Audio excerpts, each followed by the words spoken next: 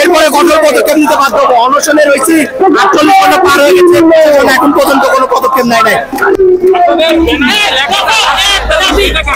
লাশটাকে লাশ নেই, তবু আমাদের দাবি মেনে নেই। অবশ্যই অধিমুক্তি বাতিল চাচ্ছি এবং স্বতন্ত্র একটা কাঠামো চাচ্ছি। আপনারা জানেন যে আমরা একাডেমিক ভাবে ঢাকা বিশ্ববিদ্যালয়ের সাথে যুক্ত এবং প্রশাসনিক ভাবে কারিগরি ভাবে যুক্ত। এই দুই কাজের সমন্বয়হীনতা, সেই সমন্বয়হীনতার কারণে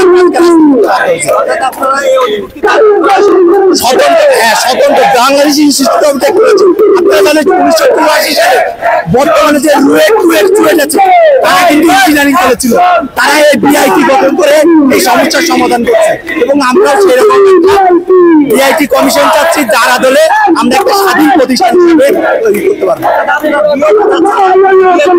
আদলে বিআইটির কিছু সমস্যা ছিল, এই সমস্যাগুলো আমরা সংশোধন করেছি এবং তাদের কাছে প্রস্তাবনাও পাঠাইছি। এরপরে কঠোর পদক্ষেপ নিতে বাধ্য হবো। অনশনে রয়েছি 48 ঘন্টা পার হয়ে গেছে, এখন পর্যন্ত কোনো পদক্ষেপ নেয় নাই। যে কোনো মুহূর্তে এই আন্দোলন গণ আন্দোলনের রূপ নিতে পারে। যে কোনো মুহূর্তে 1964 সালে আমরা জানি যে বাংলাদেশের শিক্ষা সংস্কার আন্দোলন, সেই আন্দোলনে আমার হইতে পারে বাংলা। যে কোনো মুহূর্তে এই আন্দোলন গণ আন্দোলনের রূপ নিতে পারে। আমরা সব জায়গা থেকে সম্মতি প্রকাশ পেয়েছি এবং তারা আমাদের কথা দিয়েছে, দাবি মেনে না নিলে তারাও মাঠে নামবে।